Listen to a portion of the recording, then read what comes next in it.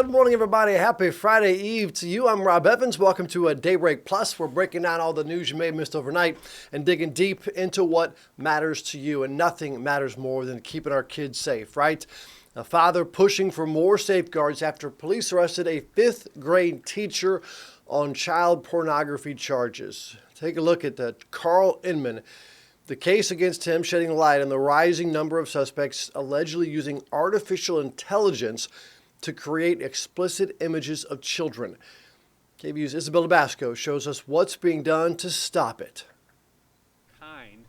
Ben Sanders is the father of a third grader at Baranoff Elementary, while Carl David Inman is a former fifth grade teacher at the school. According to a federal indictment, Inman had more than 365,000 images of child sexual abuse on several of his devices. Details of the arrest made Sanders' jaw drop. I became angry, and I've been working my way through it, but I don't think I've come to acceptance yet. Forced me to have some conversations that I wasn't ready to have with a third grader. Inman reportedly took photos of several 10-year-old students at the school, then used AI to create explicit images of the children. Peter Stone is a computer science professor at UT Austin who says there is concern in the AI field when it comes to its role in these alleged crimes. Can we make generative AI systems that have safeguards or guardrails around them that make it impossible to do something that you wouldn't want to do with them? I think it's a great technical challenge. It's something we'd love to be able to do in the field. But Stone says the only measures that can be taken for now are through laws. The Texas Senate recently passed Senate Bill 20, which creates a new state felony offense for anyone that has offensive materials that depict minors. It would be enforced whether the material shows an actual child or is created using AI. For Sanders, he's hopeful that protection can take all forms. Follow whatever the best practices are, to continue to try to, keep this type of thing from happening again.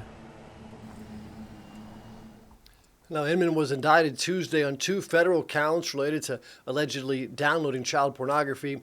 If convicted, he faces up to 20 years in federal prison. Well, Gillespie County officials say they have learned that someone recently visited Fredericksburg while they were infectious with measles, and now they're warning people who were also there that they may have been exposed. Fredericksburg, of course, about 80 miles west of Austin, a very popular town to go out there and visit. An official with the county says someone from El Paso was there Saturday, April 26th, and they went to several places on Main Street, including Burger, Loca on Main, Felt Boutique, and Allen's Boots. Measles, of course, highly contagious. Symptoms can develop 7 to 21 days after exposure, so if you were exposed on the 26th, there's still a chance you could get sick. Symptoms include high fever, cough, runny nose, red, watery eyes, a rash that typically starts in the face and spread downwards a few days after the initial symptoms. It's especially dangerous for young children, pregnant women, and people with weakened immune systems. Well, on the global stage right now, cardinals are meeting for this second day of the conclave. You're taking a live look right now at the chimney on top of the Sistine Chapel. Any moment, we could see more smoke signaling the results of the votes. We've seen black smoke already, meaning no decision yet today, but there's plenty to talk about the so-called front runners. ABC's Ines de la Cuchara has the details. Day 2 of the conclave getting underway today, with the cardinals voting up to 4 times a day if necessary.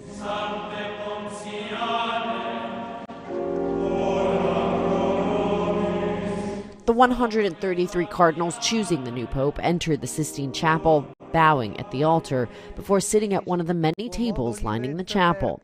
After taking an oath of secrecy yesterday, Monsignor Diego Ravelli gave the order.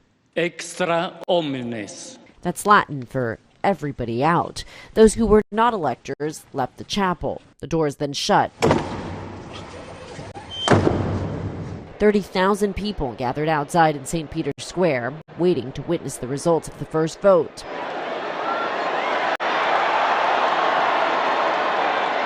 black smoke, meaning no pope was elected yet. We expected black smoke tonight, but we expected it a lot earlier. The Cardinals face a choice, elect a traditionalist or a moderate to carry on the so-called Francis effect, the idea of being more inclusive, bringing more younger people into the church. Is the church divided right now? The church is a big institution, and she's working in every country around the world. She's always facing new issues from new perspectives, and that gives her a lot of diversity. I don't think that means division. It's a lot of diversity, a lot of different perspectives, but not division. For much of the last century, it's taken between 3 and 14 ballots to elect a pope. John Paul II needed 8 ballots. Pope Francis was elected on day 2 on the 5th ballot. Inez de la Cuetara, ABC News, Rome. 7:06 right now. Let's get a look at weather and traffic with Casey and Hannah. Casey, I heard something about some high 90s. Tell me this isn't real. Not yet. Yeah, unfortunately, I think by Wednesday, we're talking about what could be temperatures at least a couple degrees within that 100 degree mark. So we've got some heat ahead. It's not until next week. Actually, heading to this weekend, we're going to be looking at some cooler than average conditions. Out the door right now, very comfortable for this Thursday. We've got some mid-level clouds drifting overhead at the moment, but a very calm start to the day. We're currently looking at 62 out of the airport, 62 for Camp Mabry, those dew points in the lower 60s. So we're feeling pretty good with those winds currently calm. Beautiful yesterday. We had that sunshine return in full force. All the moisture stayed well to the south of us. But today we're going to start to see a little bit of that try to creep back into the area. We've been tracking this little disturbance that's been creating some showers out towards portions of New Mexico, West Texas. And as this continues to move eastward over time today, it will bring us a couple spotty showers by this evening. I don't think it's going to be much, but a few of us will see some areas of rain. Out the door, as we take a look on this Thursday morning, we are currently dry. Elsewhere, closer looking at those temperatures. We've now fallen into the 50s for Johnson City at 59 degrees, Llano at 59 degrees. You're now in the 60s for Blanco, middle 60s out across the coastal plains. So a seasonable start to this early May morning. As we take you through the remainder of today, notice we keep it dry through the noon hour. This is what we're going to be focusing on for a chance for showers today. It moves eastward and could be bringing a couple showers into our area, maybe a rumble of thunder or two across the region, but certainly nothing severe by around 6 o'clock, 7 o'clock, and 8 o'clock this evening. This particular model, pretty spotty with it. I will say we've seen some of our short-range forecast models that show a little bit more coverage, so a few of us may be getting a little bit more shower activity, but the most of us won't see much. Few passing showers. This heads out by late tonight, and then we're dry again for your Friday. Winds back into the north for Friday, bringing in some of that drier air that we'll really feel as we head into Saturday and Sunday. High temperatures today, again, seasonable, right at our average. Temperatures in low to middle 80s for those highs. Notice how the humidity drops down as we head into Saturday and Sunday. We're talking about dew points approaching the 40s for Sunday. Should be very, very comfortable. You really want to soak this in because this will be fleeting. Mother's Day weekend, of course, big time plans with mom for a lot of us, and we've got a lovely forecast for that. Straight shower for your Saturday, mostly sunny on Sunday with those lows falling back into the 50s, but again, it won't last too long. Our average low this time of year, 65 degrees, so we'll be below that for Sunday and Monday morning before the heat starts to ramp up as we head into next week, and pretty quickly too. 70 forecast after today. We're much drier Friday, Saturday, and Sunday. We'll continue with plenty of sunshine. Monday, Tuesday, a sunny start to next week, but as we start to see the sunshine make a full force comeback here, those temperatures really start to ramp up. 95 on Tuesday, 96 on Wednesday. Hottest temperature we've seen so far this year, 96 degrees, so we'll have the potential of maybe trying to top that by the middle of next week. Looking good for the mamas out there. What's not looking so good is this commute if you are heading into Round Rock or North Austin. We're taking a live look right now on I-35 in those northbound lanes. So keep in mind, this is already a construction zone, so it is pretty hectic traveling through here, even on a good day. So this is near North Lamar, and we're getting some more information. This crash is actually involving a rolled over vehicle. The good news is it's not closing all of the lanes, but it's really slowing things down. Once again, if you are heading up north on I-35, I-35. So highly recommend not hopping on there right now. It's just not looking good. And once again, this crash site is at North Lamar, and then you've got about a mile of backup. So here's Parmer. So really it's if you're traveling through Walnut Forest, up through Wells Branch, and I'll let you know when they clear that vehicle out. But once again, it is involving a rolled over vehicle, I-35 northbound, impacting 2 lanes of travel. The good news is MoPac is looking really clear. So you do have some, different options depending where you're heading in today. You can get on that flyover bridge up through MoPac and kind of work your way over to Lewis Henna. But we're also seeing backups in the southbound lanes too on I-35. So once again, really kind of depends where you're heading today, but something to consider as you are heading out the door. Also seeing some debris here near the South Austin terminal right now. So we've got kind of something blowing up here, something over here, and then a little bit of stop and go on El Camino Real heading out from Cedar Creek towards that Mendoza area in Niederwald. So let's take a look around. Round Rock seeing slowdowns because really on both sides of the highway this morning. Manor seeing some stop and go in those westbound lanes on 290. And then Buda, we've been at a slow crawl for about an hour now. So kind of business as usual coming in from there. And you can see our drive times. We've got 35 minutes for you if you are traveling in the northbound lanes coming in from South Austin or Buda today. And then if you are coming in from Round Rock approaching to 183, it is under 25 minutes right now, but it's the northbound lanes that is the main concern. Like I said, though, MoPac is looking good under 15 minutes if you're traveling through there. So, just a lot to consider as you're heading out on this Thursday morning, Rob. I will send it back to you.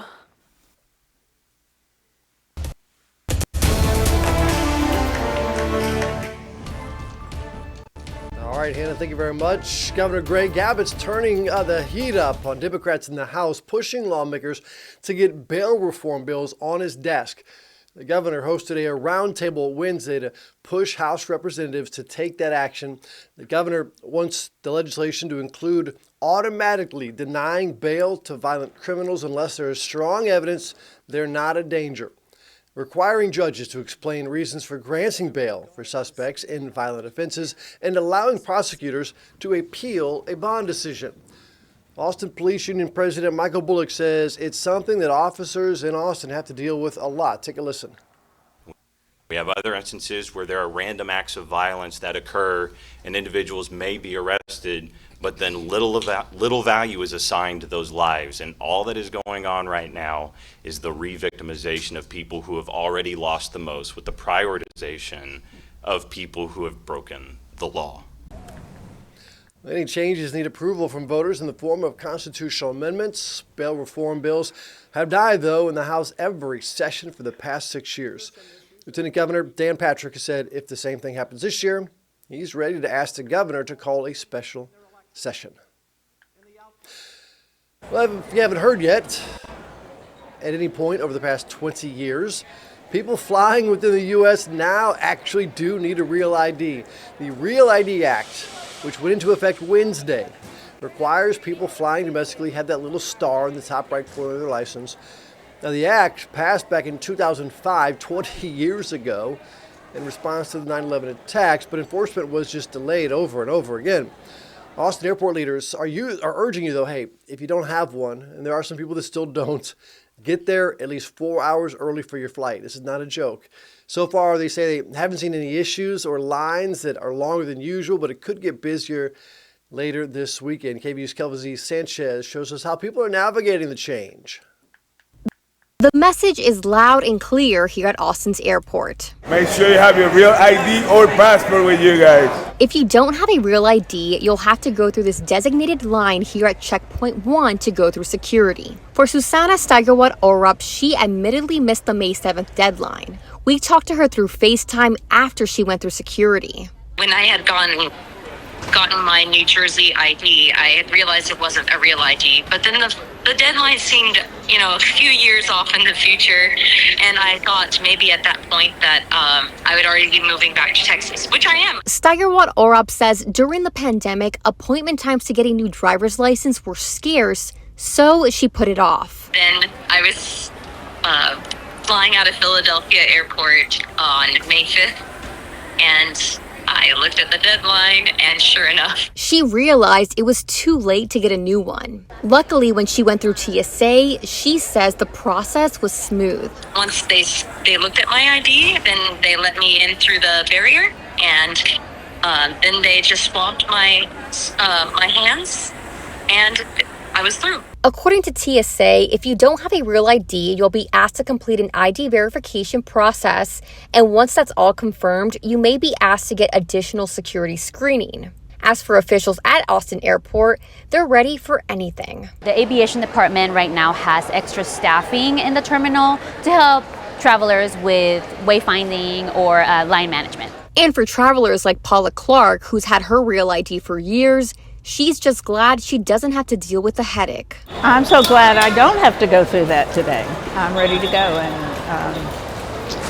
I feel sad for people that didn't get that taken care of. A lesson learned for travelers like Steigerwald Orop, who says next time she may not wait to put off another deadline. This deadline just seemed to pop out of nowhere, and so definitely would, even if there's something that seems like it's a couple of years off in the future, just get all of this paperwork done in advance. Yeah, 20 years comes up in a flash, I'll tell you what. To get a Texas driver's license or identification card that's a real ID, you need an original or certified copy of your birth certificate or an unexpired passport book or card. Your Social Security card. If you own a vehicle, you'll also need your registration or title and auto insurance policy. And if your name is changed, you'll need legal documents showing proof, like a marriage license or a divorce decree. Now, Texas DPS has an online checklist that's going to show you what exactly you need to bring to get a real ID. You can find all the information on our website, KVUE.com. Well, we now know when Cap Metro's new police officers could hit the streets. Adam Bennett sat down with the new agency's chief to talk about where they'll prioritize officers and the work they've already been doing to keep people safe. The launch of the Cap Metro Transit Police has been years in the making. The chief tells me they've hired 7 officers so far. He's hoping to hire 10 by the time they hit the streets this summer. The goal, to keep both transit riders and operators safe. I, Eric Robbins, do solemnly swear. After being sworn in last summer, Cap Metro's new police force will roll out this summer. It's exciting. Chief Eric Robbins previously led a police department near Houston. He spent the last 2.5 years building Cap Metro's new force to meet state requirements. Getting a facility, getting your brand, getting your identity put together, getting your policies, procedures. Plus, hearing from and working with the community, including people worried about over-aggressive policing. Chief Robbins told me feedback and data will help decide where officers deploy. They'll be at transit stops and on board. We may have people hanging out and sitting around at our bus stations and whatnot, so we want to make sure our presence is felt. We do have some concerns that we've seen on our buses as well. That includes this assault, February 9th, on board a bus on Burnett Road. Police say a man attacked an older woman and later another woman who intervened. It was definitely not called for. The operators, their main role is to provide safety as fast as they can, which is what our operator did in this particular case. They pulled the bus over, opened the doors. Chief Robbins says his officers will be part of a 3-pronged approach to safety. They'll respond to assaults and other emergency calls. Public safety ambassadors will be in the field to spot safety issues before they escalate. Staff social workers will help connect unhoused riders to resources. The chief says his police officers will get crisis intervention training. We are requiring them to just go out and ride the system in plain clothes so that they can understand what it's like just to be a passenger. Passenger Connie Lack wants to see fair enforcement. To make sure that people who are on the bus are supposed to be there. Rider Chris Daniels supports having officers on buses. To tell the police chief, doing a good job, that's what they need. The chief's message? And we're going to do everything we can to ensure their safety. Adam Bennett, KVUE News. All right, Adam, thank you very much. You know, camping isn't just a nostalgic pastime, although it is so much fun. It's actually become one of the biggest travel trends. According to Campgrounds of America, KOA, millions more families are trading hotels for the outdoors. ABC's Perry Russell explains how younger generations are fueling this camping boom. Forget plane tickets and pricey hotels. More families are packing up the car and heading outside. And it's not just a post-pandemic phase. According to Campgrounds for America, KOA, 52 million households went camping last year. That's 11 million more than in 2019. We were seeing increases in camping year over year coming out of the recession, increasing until we hit the pandemic, and then it really just surged. And KOA data shows the growth isn't slowing. The biggest drivers, younger generations, Gen Z and millennials, now make up over 60% of new campers. People really have an interest in adventure, something unique and different. Also nostalgia. Maybe they camped as kids, but now they're taking their own families out camping and rediscovering the love they had of the outdoors. And today's campers have options, whether it's a classic tent under the stars or a deluxe cabin. People are mixing tradition with convenience. Cost is a big part of the appeal, with the majority of campers saying it's a budget-friendly way to travel. And I think it's a big misconception that it's just not easy or requires a lot of gear, and that's really not the case. First of all, you can camp very close to home. There are places to camp everywhere. I think a lot of people don't know that there's urban camping as well. KOA says most campers now stay within 150 miles of home, part of a trend called snap camping. The idea, quick, flexible trips that don't require a lot of planning or time off from work. If you're new to camping, KOA recommends starting simple, maybe a weekend close to home, and not over-planning. If you're not interested in sleeping in a tent, or if you're not sure if that's for you, I encourage people to try cabins, for example. Our deluxe cabins have bathrooms, have kitchens, all those comforts you would find in a hotel room. Many campgrounds have on-site staff, stores, and rentals, even treats for kids. Ultimately, it's just really about connecting with your family and your loved ones, connecting with the outdoors. With more ways to camp and more reasons to try it, the outdoors isn't just for adventure lovers. It's becoming a mainstream way to vacation. Perry Russum, ABC News, Washington. Just getting out there and just smelling nature, and hopefully having no Wi-Fi or cell phone service so your kids can put down those electronic devices and just spend quality time. Well, you're looking right now at students at both Dolby and Webb Middle School staging a walkout Wednesday. They're concerned about the future of their education as AISD leaders look for a solution to turn around the F ratings at some middle schools. KVUE's Jessica Cha spoke with students, teachers, and parents who are worried about the direction Dolby might be going. Dolby Middle School is here to stay, but it might come with a lot of change. I would appreciate a long-term plan. On Tuesday night, AISD held another meeting with the Dolby Middle School community about the school's uncertain future. What options do we collectively have? Dolby received its 5th F accountability rating from the Texas Education Agency a few weeks ago, which could lead to possible school closure or state takeover in order to improve that grade. Superintendent Matias Segura says Dolby is avoiding closure, but they're considering a complete refresh of staff at the school instead. The school is more than just a building. It's more than just a name. It's its staff and its leadership that makes up a school. Jose Carrasco is with Austin Voices for Education. That's a nonprofit that works in schools for the district. He says getting rid of teachers and administrators is not the answer. Having the pressure of we're going to close your school, we're going to send you away, and then everything around, this is too much. It's too much for this community at this moment in time. And parents like Jessica Velasquez agree. She says they'd be losing any kind of stability the school has had. Current teachers and staff and principal has been working so hard for the past 2 years to be where she's at now, and they know all students.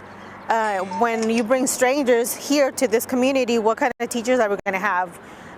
That's very concerning to us. And students say teachers are what they like about school. Please don't fire the teachers and the principals, because that's what makes us happy. 6th grader Carter Davis says he just started school here 3 months ago, but it's been a smooth transition. And 8th grader Zadie Ramirez says the school has come a long way. 2 years ago, we didn't have that many teachers. Now we have more teachers, and staff, they're so nice. They really care about us. And in a time of uncertainty, they asked for Dolby to stay, along with the people who make it a school.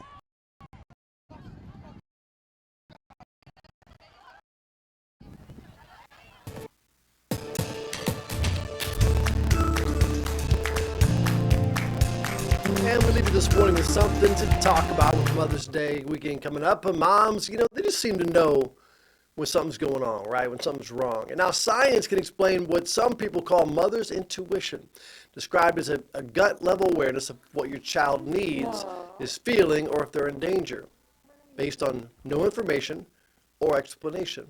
Well, Cleveland Clinic psychologist Dr. Susan Albert says it's a combination of neurobiology and learned history. The bonding hormone oxytocin strengthens that connection. And moms spend so much time with their kids, they learn to spot even subtle changes. Here is Dr. Albers. The good news is that you are not just born with intuition. It can be built.